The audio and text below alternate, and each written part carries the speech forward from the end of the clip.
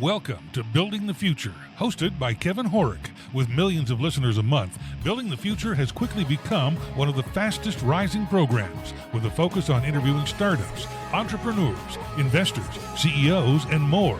The radio and TV show airs in 15 markets across the globe, including Silicon Valley. For full showtimes, past episodes, or to sponsor the show, please visit buildingthefutureshow.com.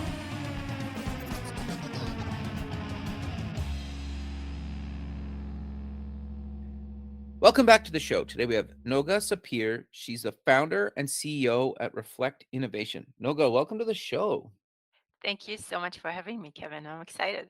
Yeah, me as well. I think what you guys are doing and building is really innovative and cool. And selfishly, I really want to learn more about what you guys are doing. But before we get into that, let's get to know you a little bit better and start off with where you grew up. Sure. So I grew up in Rosh which is like most places in central Israel. It is a suburb of Tel Aviv. Got it. Okay, very cool.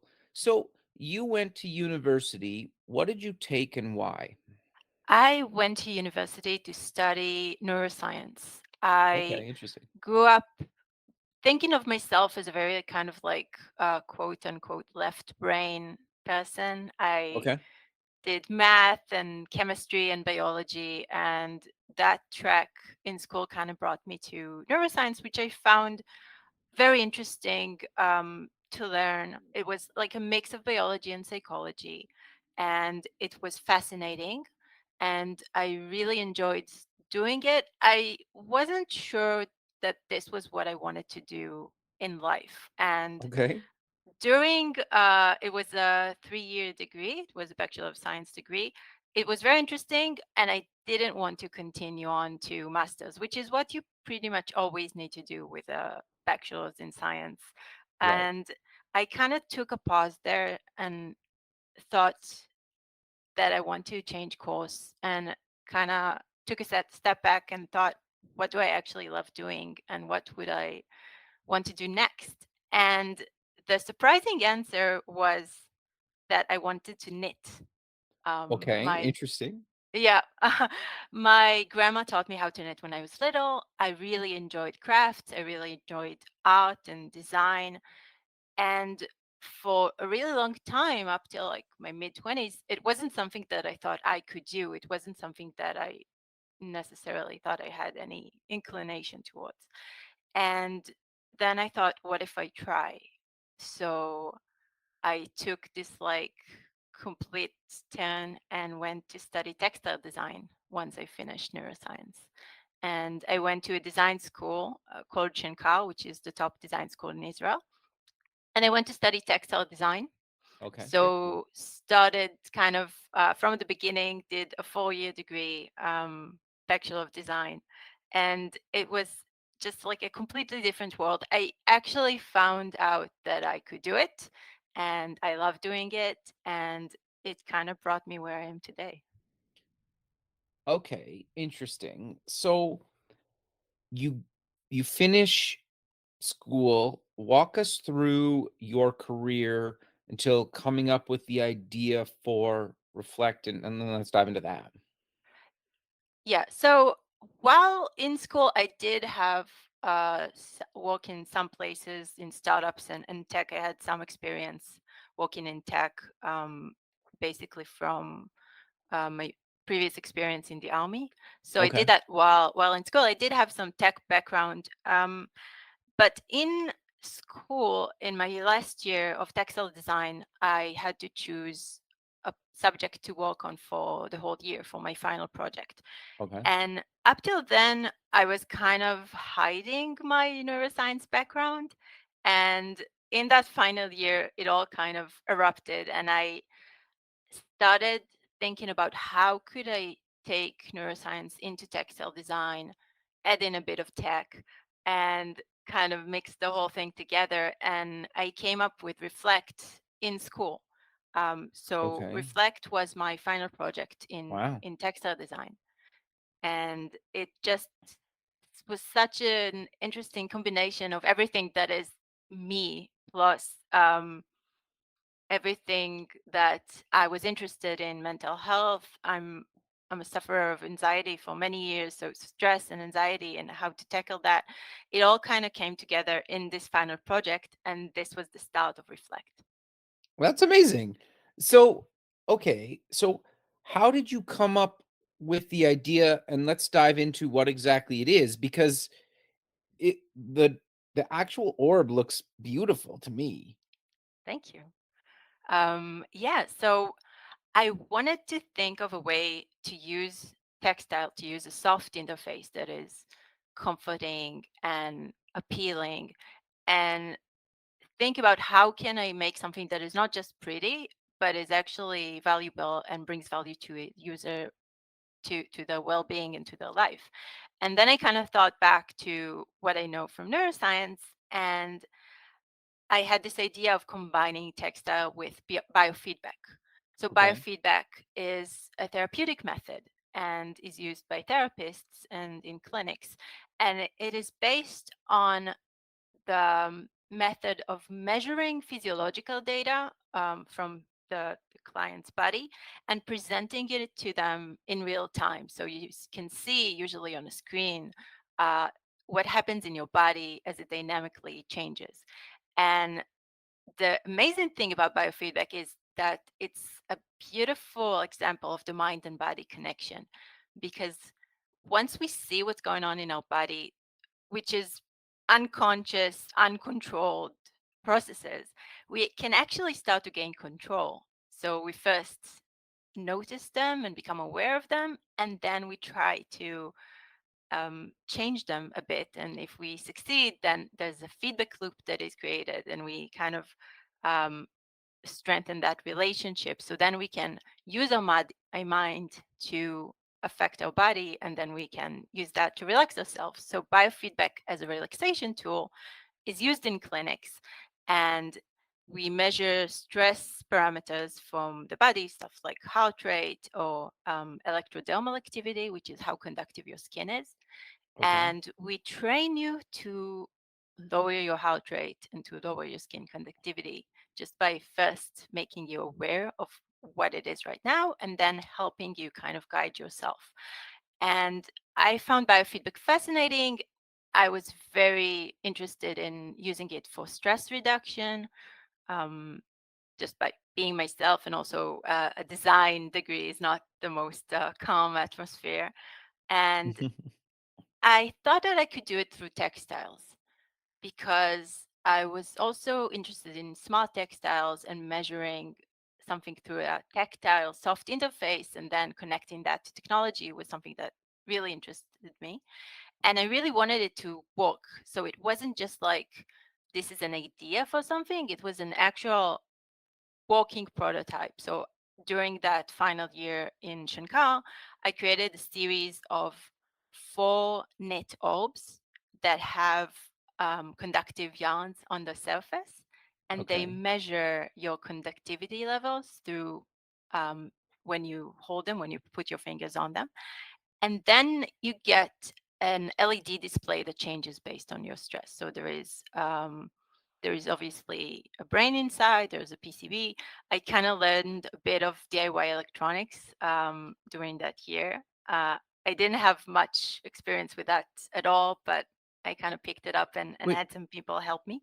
Okay. Wait. Sorry to cut you off. So you taught yourself how to basically build a working prototype just while in school full time. Yeah, yeah. Amazing. And it That's was, amazing. yeah. And it was also while really emphasizing also the textile and the knitting and creating it beautifully and creating it in an appealing way that I would want people to actually use. And it came up very interesting. So I had this series of 4 orbs that people could put their hands on and then see their stress and try to regulate themselves. And it was very apparent that this is something that that we I found something here that I it was this combination of things that you just see it and you want to hold it because it's soft and fuzzy and cute, and then you learn what it is, and then it's just like magic. And I got to see that in my exhibition, the final exhibition at school. I got to show the project around, both in Israel and then in exhibitions in London and in Paris. What you usually do after you finish a design project is you take it around to like a lot of student competitions and shows. And I got to see people experience the product. And it wasn't until then that I really thought of it as like, this is going to be a startup and I'm going to be an entrepreneur. It was my project, it was my baby in a way. But Interesting. people were asking whether or not they can buy it and when. And they were coming up with interesting ways to connect to it, and telling me how it affects them personally and how it would be interesting to combine in their lifestyle. And that's when I thought, okay, this is something that I want to keep working on. That this is something that I want to make into a reality, that I want to see people actually use. And Fascinating.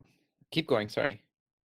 no, it's okay. Um, and then I had a lot of luck, because I found a VC that was willing to fund me, and they really believed in my vision. They were interested in backing consumer products in the wellness realm, which is very rare in Israel, where, first of all, a physical hardware product, not an app, is something that's very unique. And then the wellness space is also something that I think they were really ahead of the zeitgeist, because they backed me in 2018 and they saw how big the wellness world is becoming. And Right. it's just been really on the rise since, especially since COVID, and just, stress and burnout, and the conversation around mental health is really becoming open, which is amazing. And they just believed in me, and wanted to help me push Reflect into becoming a startup. That's awesome. So how did you get connected with them, or did they reach out to you, or how did that relationship form? I I sent them an email. I found out about them completely by accident. I had a family relative who knew the CEO that was, then who just started. They really just started. They were, I think, formed in the beginning of 2018, maybe the end of 2017, and I arrived in mid 2018. And I was the Wow. first startup they backed. So I was the first in the portfolio. Awesome. Very cool. Okay. So I want to dive a little bit deeper into how this whole thing works. You kind of covered it, but so obviously, buy this thing, shows up at my house. Walk us through kind of like setting it up and actually using this from kind of a day one and throughout my journey using the orb and the app. Sure. So the first thing that happens once you unbox Reflect is you got to set it up through the app. And Reflect is an IoT device. It means that we set it up to connect to the cloud, and from then on, you don't need to worry about it syncing. You will always see the data in your app immediately after you use Reflect. So there's no friction there. And so the first thing you do is you download the app, you use the app to onboard the device, you teach it Wi-Fi, you set up a few things. And from then on, you don't have to use the app anymore. If you want to just pick up, reflect, do session, put it down. But the app allows you to see data over time. So you can see your progress, and you can see graphs of how the session went, and you can see insights. And we think the app is really like around supporting the experience of the orb. But it is important to me, and it was always important to me, that when you use the orb, you don't need the app. Right. And I wanted to create a calming experience. For me, a calming experience using a mobile phone is kind of paradoxical. I Mhm. don't want to use the phone. I want to put it away.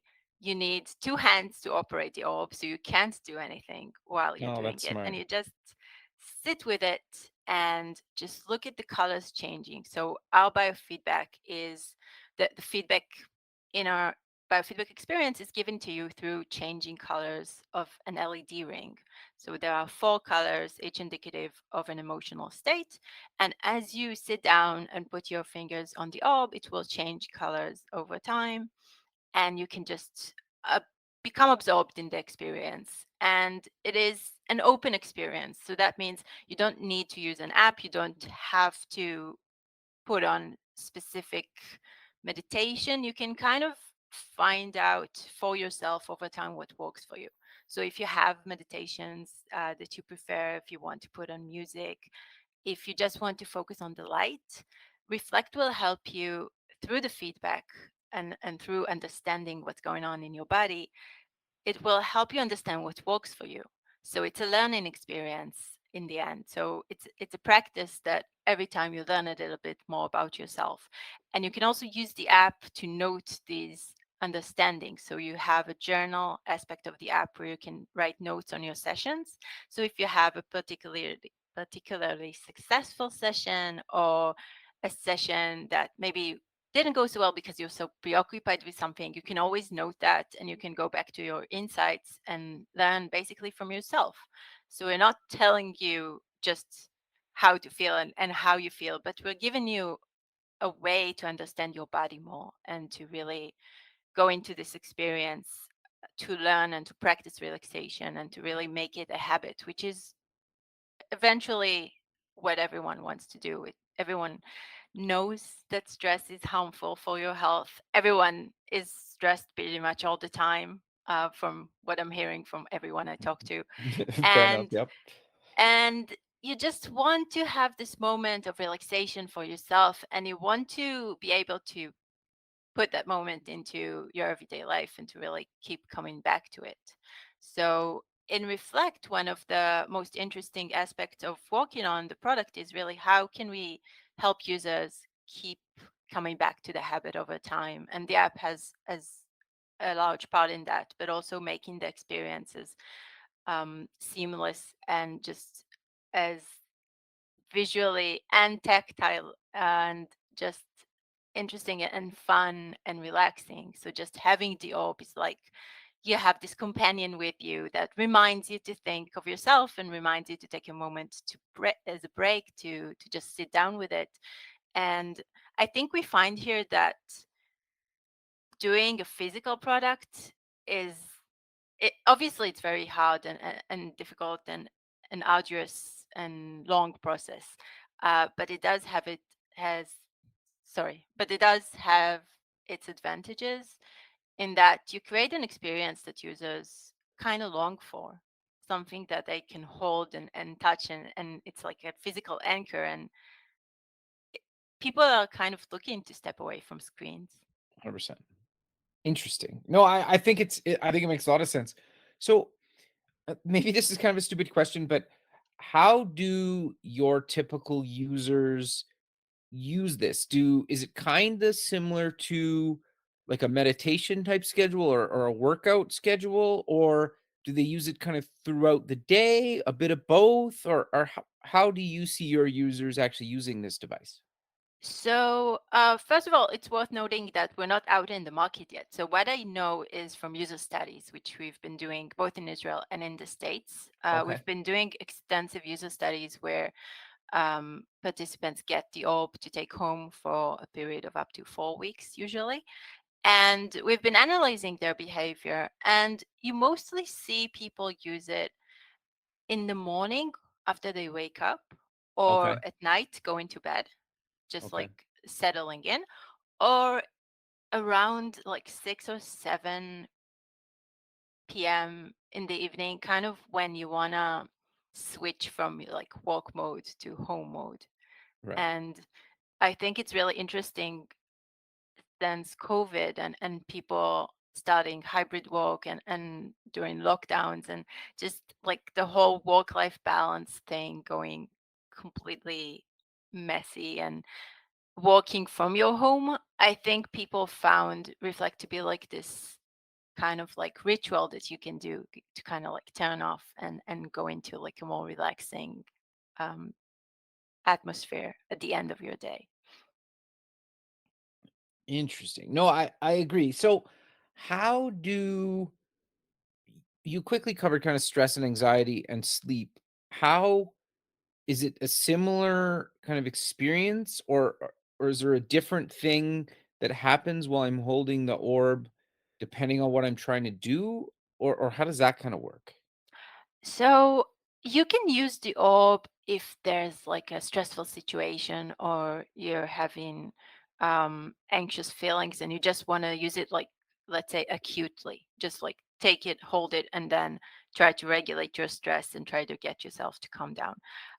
But another way to use it would be habitually, kind of like as a daily practice. And Okay. we kind of think that we want to help you associate the orb to have that connection that when you need it, it will be there for you. But to Right. help you make that connection and to help you just bring wellness into your everyday life, we suggest that you make it a daily or like a weekly practice. So you can set your schedule in the app for if you want reminders for whichever days or whatever time. You can totally make this kind of like customized program to remind you to practice. You can also set up the amount of time that you want to practice, so how long the sessions would be. And I think the first thing we want to help you cultivate is a habit of taking breaks and just minding your wellness and just taking this pause to sit down and look at how you're feeling. So in the end, that would be beneficial for your everyday life, for better sleep, and for just regulation of stress over time. So I can say that, like, ideally, we teach you and we empower you to understand your body to the point where you wouldn't need reflect anymore. Interesting. Okay. No, that's very cool. So I want to dive a little bit deeper into your hardware journey because I obviously I'm and you can correct me if I'm wrong. I'm assuming you just originally bought parts kind of online or at some sort of shop and kind of put them all together as you were learning this stuff. But Yeah. how did you actually go to and get to the product how it is today? Because obviously it's custom and you can't just Yeah. buy these parts off the shelf. So walk us through that journey. Sure. So yeah, I started with off-the-shelf electronics and just messing around with sensors and just learning that and building a very basic algorithm. But since then, I've been fortunate enough to bring just a perfect CTO on board who has IoT experience and electrical engineering experience, and we've been working with other service providers to just Okay. really plan out and create the whole thing from scratch. And the algorithm today is much more sophisticated than the very flimsy one that I wrote initially. And the sensors are much better. And the data that we collect is much better. So it's gone quite a few iterations from where I started. Okay, so you worked with a team and kind of experts that have been down this path and actually built hardware and Yeah, software before. Got it. yeah. Okay, so I'm curious then, is there any advice you would give to people looking to build hardware and trying to find a partner like you found? It's definitely a challenge, building hardware, and I was told that before I started. Okay, Let's be clear. Some people sure. did warn me.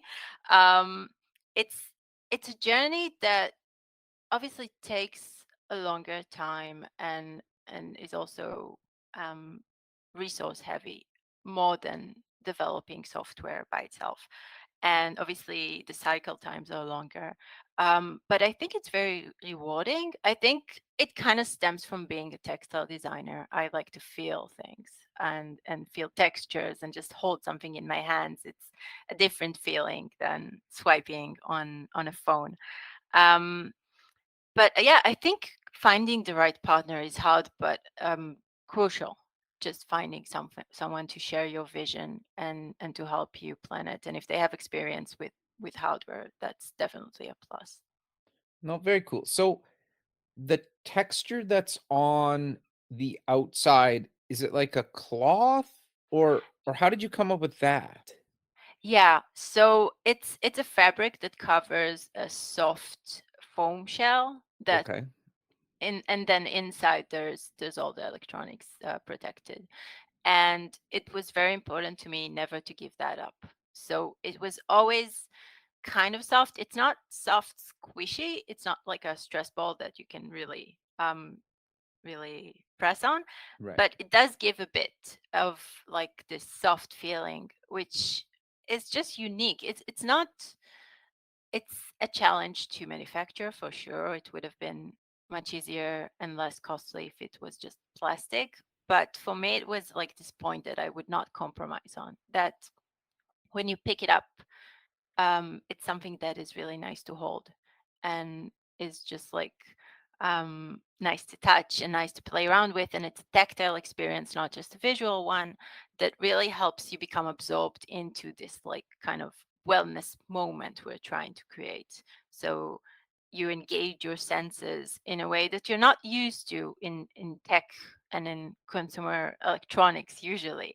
And that's the point, to give you this like feeling that this is like a pet in some way. It's a companion. And we really want to create that like emotional connection that you feel when you hold it, that this is an extension of your body. This is something that talks to you about yourself and you talk to it. And I think that unique interface is really one of the unique things that Reflect is that I don't see in any other product. Definitely not tech products that kind of do something similar to what we do. Interesting. Okay. No, I think that's really cool. So I'm curious then, you're you have people using the product, but when can anybody that's listening to the show actually order one and get one in their hands and start using it? Sure. So very soon, we're just finalizing a few things. You can already pre-order on our website, meetreflect.com, and you will be among the first people to get the orb.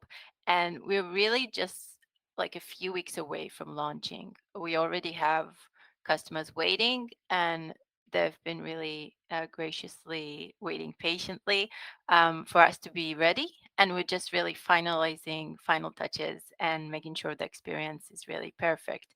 And just production is really ongoing as we speak. And we're going to launch, I want to say, in like 6 weeks, maybe 8, and hopefully not more. But we will definitely be notifying everyone on the website when it's available to order, where you get it now. But you can use it the time right now to sign up for an early bird pre-order price if you want. Very cool. So I want to dive a little bit into the software side, because you mentioned you basically built some of the software yourself at the beginning.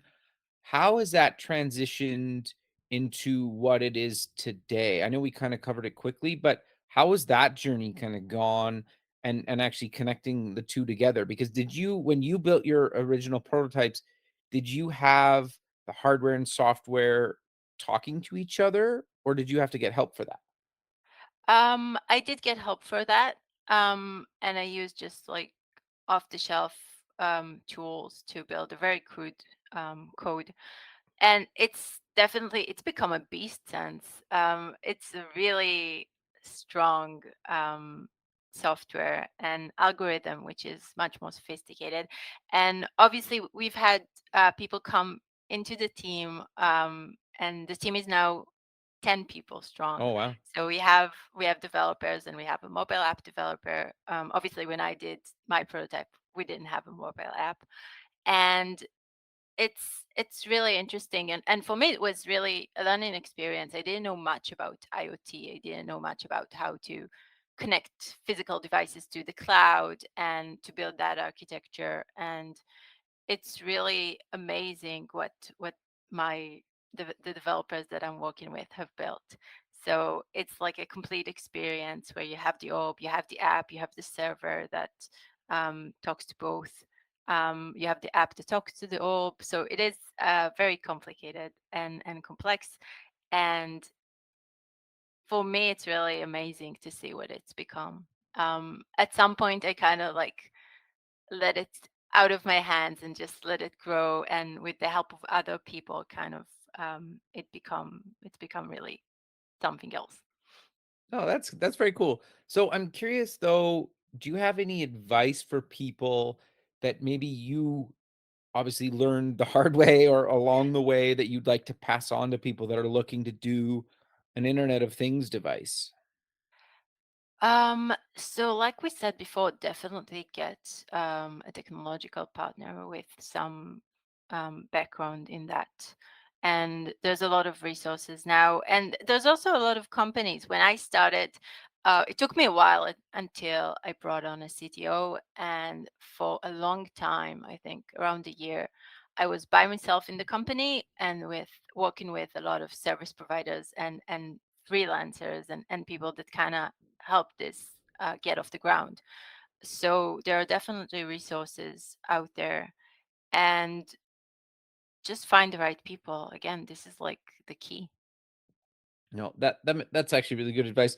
So before you took VC money, because we always hear stories about people trying to launch hardware, software, or just even software where they want tens of thousands of dollars or even $1 million or whatever the number is. It Yeah. sounds like you basically bootstrapped your first version before you got funding. Is that correct? Or how did you self-fund or Yeah. fund the first kind of iterations and prototypes of this while in Yeah, school? that's correct. I self-funded and bootstrapped. And actually, once you say that, I kind of think, oh yeah, I did, because for me it kind of started with the VC money. But you're right, prototyping and working on it before during school was just bootstrapping. And I think it really helped coming to the VC from really kind of a unique and unexpected background as a textile designer coming into a VC office. It really helped having a walk-in prototype. So I think this kind of like um, quick and dirty make something out of off-the-shelf components that you can actually demonstrate. For me, it was really important to convince people with my vision, because you could see the VC people just sitting with Reflect and really focusing on it and holding it, and it was something that was there. And I think that kind of really helped seal the deal.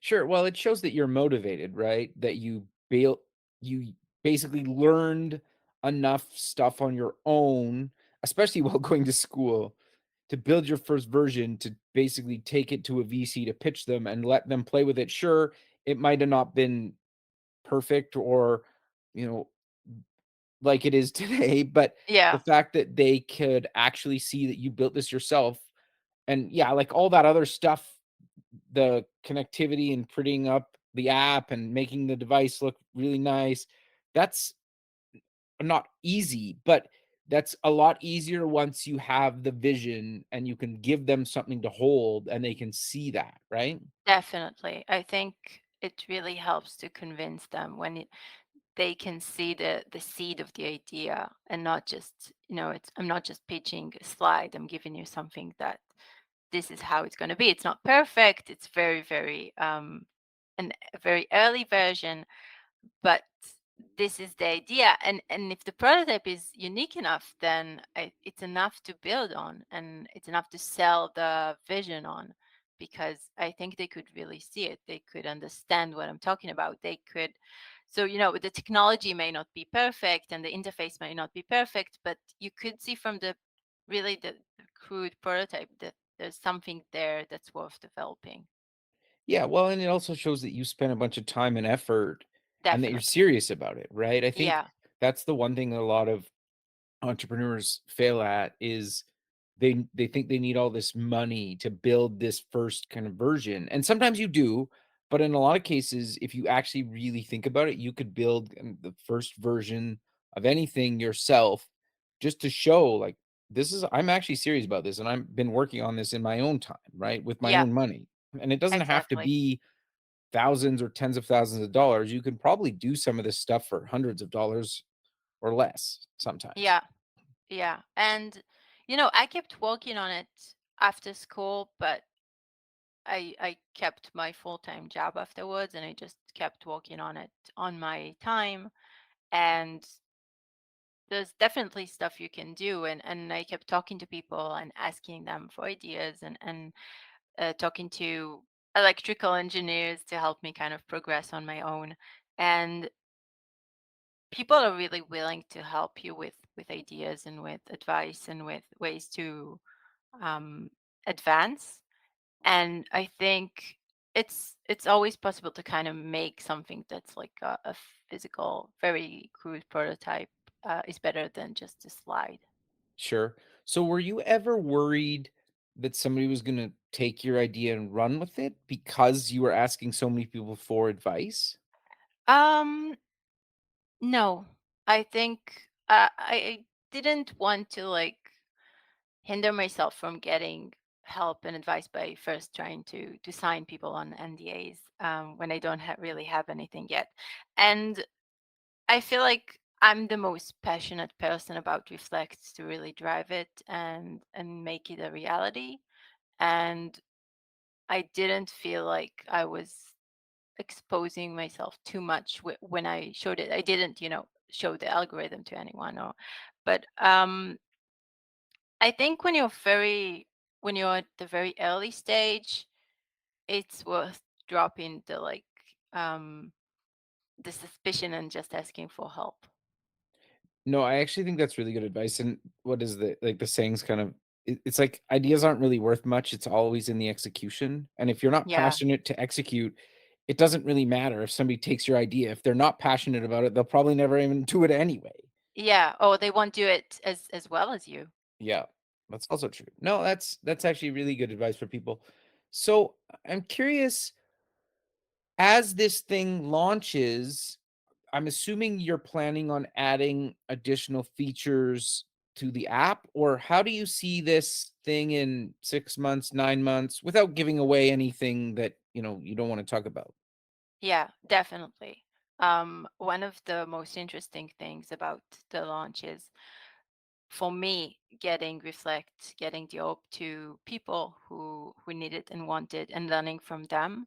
And I'm sure we're gonna get a lot of feedback. We did already amass huge amounts of feedback from the user studies we did, and we want to make it the best experience that it can be for users, and we want to make it as relaxing as possible and to help people achieve their goals, their relaxation goals, their wellness goals, just keeping stress at bay.